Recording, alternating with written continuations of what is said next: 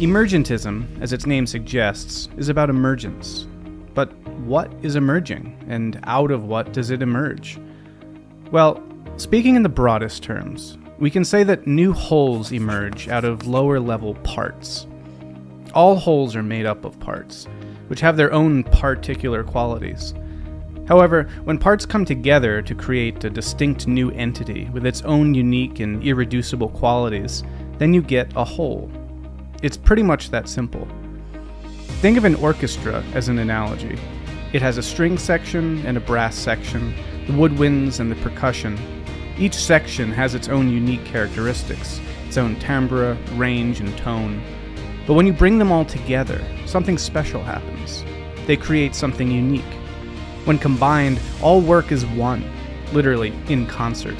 All parts harmonizing together into a new distinctive whole that none could accomplish on its own. AKA the symphony. Sounds pretty, doesn't it? Of course, once you start thinking in these terms, you recognize that this part-whole pattern goes even deeper. For instance, the string section of an orchestra is, in turn, made up of its own parts. Groups of violins, violas, cellos, and basses. Each of these instrument groups has its own unique characteristics at a smaller scale. When brought together, they form a second-order whole, the string section. So a whole orchestra is made up of whole sections, which are in turn made up of whole instrument groups, which are of course made up of whole instrumentalists, and so on. Parts, then, are just lower-level wholes themselves. Parts form wholes, and those wholes serve as parts in even greater wholes. Theoretically, the process is unlimited. Once you have this basic idea in your head, you can start to look at everything in the world this way. Anything you consider will be a whole made up of smaller parts, which in turn may be considered in terms of its parts, and so on. Okay, you say, that's all well and good, but so what? Why does this matter? Surprisingly, it actually matters quite a lot. For one thing, it matters for what matters. Bold as the claim may be, I think we can actually trace the origins of the meaning crisis to the way we think about parts and wholes. The assumptions we make about these truly fundamental concepts can have profound implications for our worldview. And a worldview with a broken sense of how parts relate to wholes can break our relationship to the whole world. And isn't that precisely what has happened? Consider, for instance, that meaning itself is a whole-part relationship. For something to have meaning, it must be a means. That is, it must exist for something else, as a means to something else. It must have a causal significance, we would say, in something bigger than itself. In the context of the orchestra, each musical part has a meaning that's intelligible only at the level of the whole. Any violist will know, especially since they tend to get the harmonies and not the melodies, how meaningful their contribution is not at the level of their part alone, which is fundamentally relative and incomplete, but in concert with the rest of the orchestra. Indeed, you could say the violist's part in a Beethoven symphony, for example, is virtually meaningless outside the context of the rest of the orchestral score. Simply put, to have meaning is to be an important part in a larger whole. If, then, our sense of the relationship between parts and wholes becomes corrupted, we are at risk of losing our very sense of meaning itself, just as, in fact, we have done.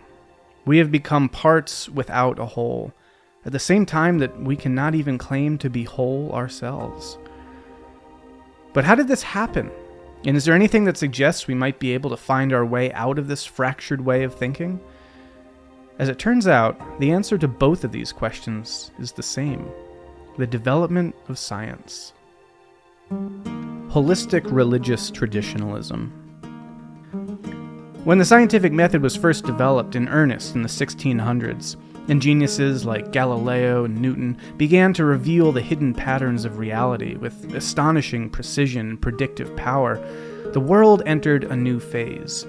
Modernity, as we know it, had begun. The break from the pre-modern world was profound and irrevocable. The conclusions that scientists were drawing from their data were of a radically different sort than those espoused by the prevailing dogmas of the day, mythic and religious conceptions of the world rooted in centuries of tradition. The traditional religious worldview had, by this time, its own highly developed ideas, complete with its own metaphysics, or fundamental philosophical presumptions about how reality works, and cosmic story.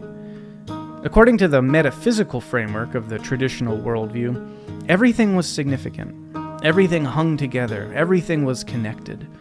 The universe was one great whole made up of different levels or grades of being. This ladder of nature, or great chain of being, as it came to be formulated, connected everything in creation, from God at the top to angels in heaven, humans, animals, plants, and minerals on earth, all the way down to demons and the devil in hell. Nor was this idea unique to the West. The East had its own version of the great chain, stretching from ultimate reality, Brahman, Nirvana, down through the heavenly devas in their divine abodes, to the earthly realm, and finally to the hell realms. In fact, this conception was so cross-culturally universal, it has been called the basis of the, quote, perennial philosophy of the traditional worldview. Set within this metaphysical framework, like the performance of a play upon a stage, was a traditional cosmic story. In Christian Europe, just before the scientific revolution began, this story was one of a divine creation, a sinful fall from grace, a divine redemption, and a coming judgment. In the beginning, God created the world, including humans and all the animals, to exist in an originally perfect state. But humans were quickly tempted by the devil to transgress against God's will, the punishment for which was a mortal life of suffering, ending in eternity in hell.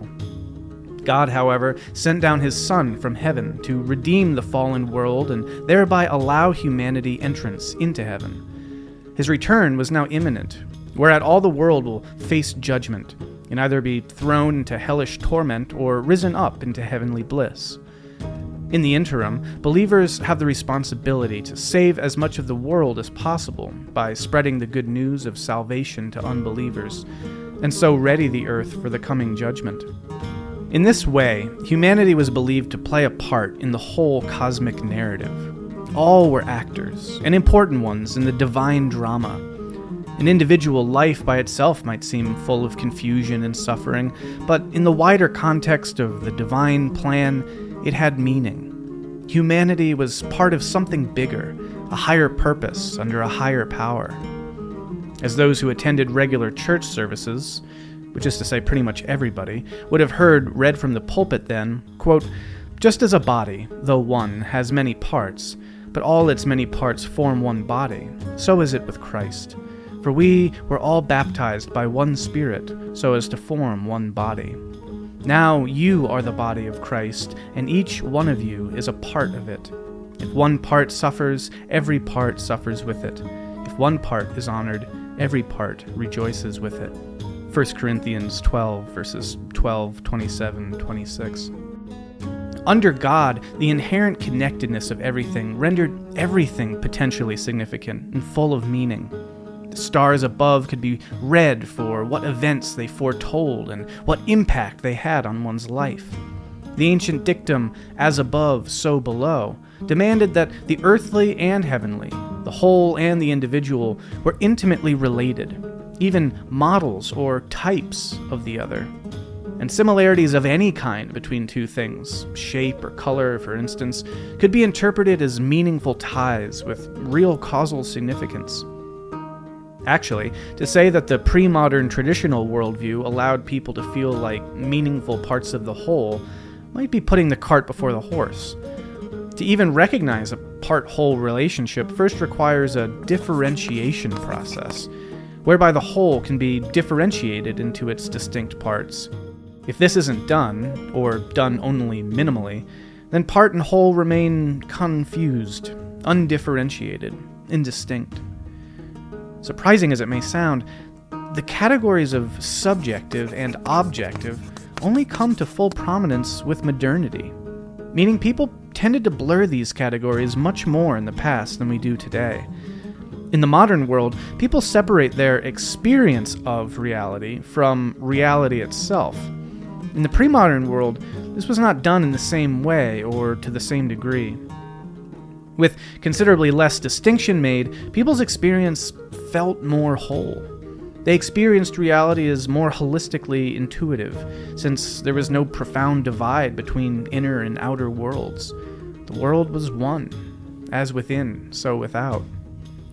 Now, appreciating this allows us to understand the Great Chain itself much better, since it presents a cosmic whole arranged by levels of value. God, the best thing imaginable, is on the top. The devil, the worst thing, on the bottom. This was just the reality. In this way, value was inherent to the world, an aspect of things themselves, as they really are, and not just something we subjectively overlay on top of a value-neutral, objective world. Meaning was something real as rocks and trees and tables, and the cosmos itself was ranked by an ontological normativity, a metaphysical hierarchy where value and being were fused. Better also meant more real. Worse meant less real. The upshot of all this was that whatever else plagued it, and whatever other pathologies it may have been prone to, the traditional religious worldview was certainly not threatened by any meaning crisis. Meaning was everywhere, all around. Everything was meaningful, charged with significance, part of an intrinsically value-laden cosmos and a divine narrative that had a role for every soul to play. But all of that would change.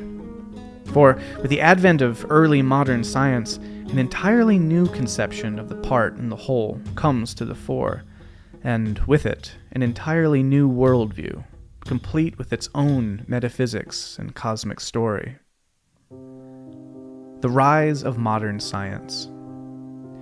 The world, we all know, is immensely complex.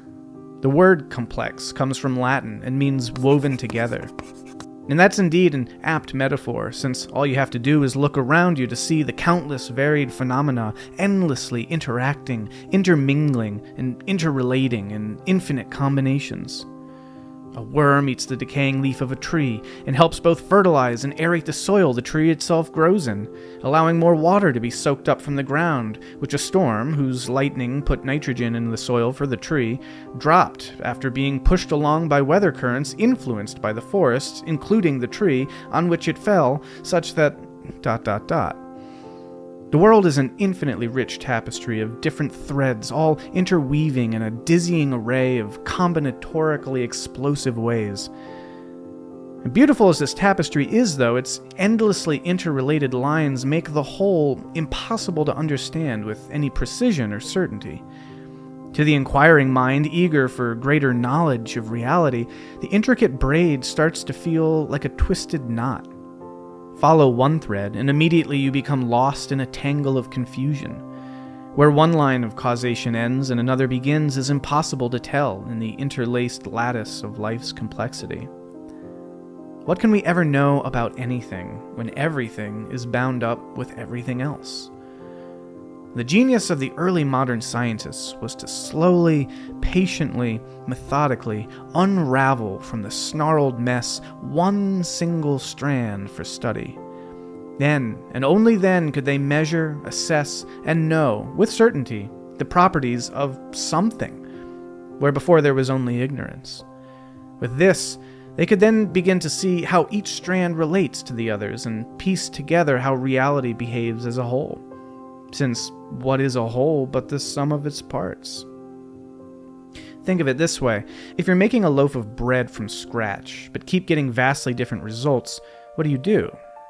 Well, you could change a few different things each new loaf you make, but if one comes out perfect, how will you know just what you did right in order to repeat it? Was it the longer rise time, the higher temperature, or the extra yeast that did the trick? You'll never know, unless you try adjusting each one individually. Only once you've isolated each variable will you be able to write the official recipe and get perfect loaves every time. And this is how we come to use rationality to analyze the world. The word analyze means literally to break apart. By breaking the world into its parts and assessing each one in isolation, the early modern scientists hoped to gain an understanding of how the whole loaf of reality works. And in countless crucial ways, they did. The astonishing triumph of modern science, as well as its limiting weakness, as we'll see, lay in this: its isolation of the part from the whole. When Galileo set out to understand the fundamental principles of motion, he didn't go outside and look at the trees swaying in the wind or the water rushing down a river.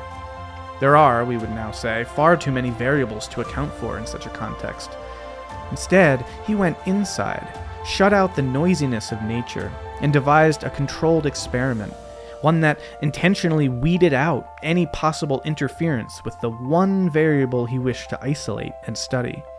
He reduced the vast number of potential interacting phenomena to a single isolated instance more amenable to scrutiny, rendering the complex simple. Removing the part from the relentless interference of its contextual whole, he was able to discover a definite and repeatable pattern of behavior, and thereby establish universal principles. The simpler part could then be used to explain the much more complicated whole. In this way, complex phenomena could be seen as ultimately reducible to their simpler parts. This was the methodological insight that broke the world wide open for infinitely greater understanding and technological progress, yielding a torrent of entire fields of knowledge and the practical industries based on them. It was also, in its way, what broke the world. This methodological approach, which has come to be called reductionism, became the essence of the early scientific enterprise. Once the first scientists began their analytical studies, breaking the world into its parts to explain how things work, they set off a domino cascade of dissection. The isolation of smaller parts led to the realization that those parts were themselves actually wholes made of still smaller parts, and so on. Find the smallest part, and the whole will become clear. And so, a few decades after Galileo, Robert Hooke peered through his microscope and discovered that a plant organism was made of still smaller parts, which he called cells. In 1811, Amedeo Avogadro wrote of even smaller parts, which he called molecules, following only shortly after John Dalton's articulation of the modern theory of atoms in 1803. In 1897, with the discovery of the electron, J.J. Thomson declared that even the uncuttable atom had parts, a realization that ushered in a rash of subatomic particle discoveries in the early and mid-20th century, crowned as recently as 2012 with the discovery of the famed Higgs boson. With each new level of discovery, the explanation for how the world works was reduced a step further. Each deeper part was considered more fundamental than the last, as the behavior of life might be explained by cells, cells by molecules, molecules by atoms, and atoms by subatomic particles. As this reductionistic approach took hold, it was increasingly believed that everything could be explained in this way. Even the most seemingly complex phenomena could be understood in the last analysis as the composite machines that they actually are, including living organisms, and yes, human beings too. So, as early as 1651, the philosopher Thomas Hobbes could confidently proclaim, quote, "Foreseeing life is but a motion of limbs, the beginning whereof is the same principal part within. Why, may we not say that all automata, engines that move themselves by springs and wheels, as doth a watch, have an artificial life? For what is the heart but a spring, and the nerves but so many strings, and the joints but so many wheels, giving motion to the whole body, such as was intended by the artificer?" Now, if the world is explicable in terms of its components, that is, if the whole is ultimately no more than the sum of its parts, then life itself, like everything else, is ultimately no more than mechanical particles in motion. In fact, many recognized, if this is so, and if the complete course of bodies in space can be determined by laws of motion devised by Galileo and Newton, then everything is already predetermined. Theoretically, knowing the position and velocity of all the particles in the universe would allow you to deduce its entire history and future, since the universe is ultimately governed by the same physical principles as billiard balls colliding on a pool table. The famous scientist Pierre-Simon Laplace declared as much in 1795, writing, quote, "We may regard the present state of the universe as the effect of its past and the cause of its future.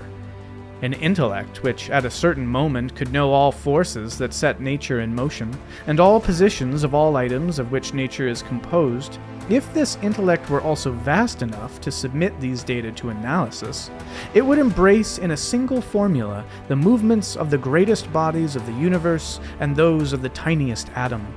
For such an intellect, nothing would be uncertain, and the future, just like the past, would be present before its eyes."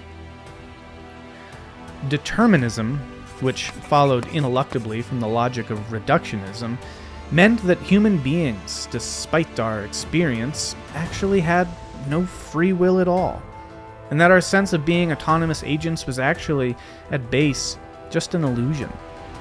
True causal power only existed at the level of the smallest part, which science revealed to be mechanical and deterministic.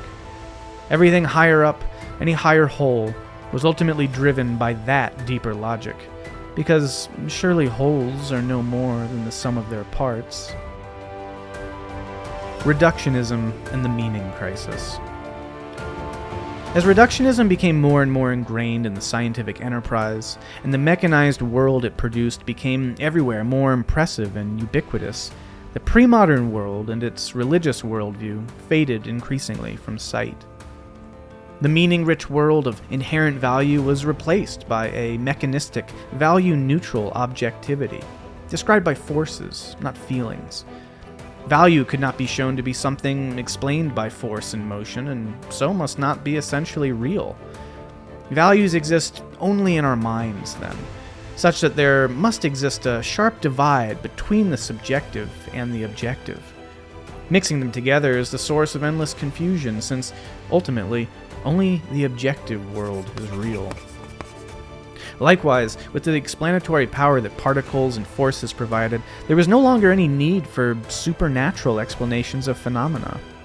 As Laplace answered Napoleon when asked about the absence of God from his work, quote, "Sire, I have no need of that hypothesis."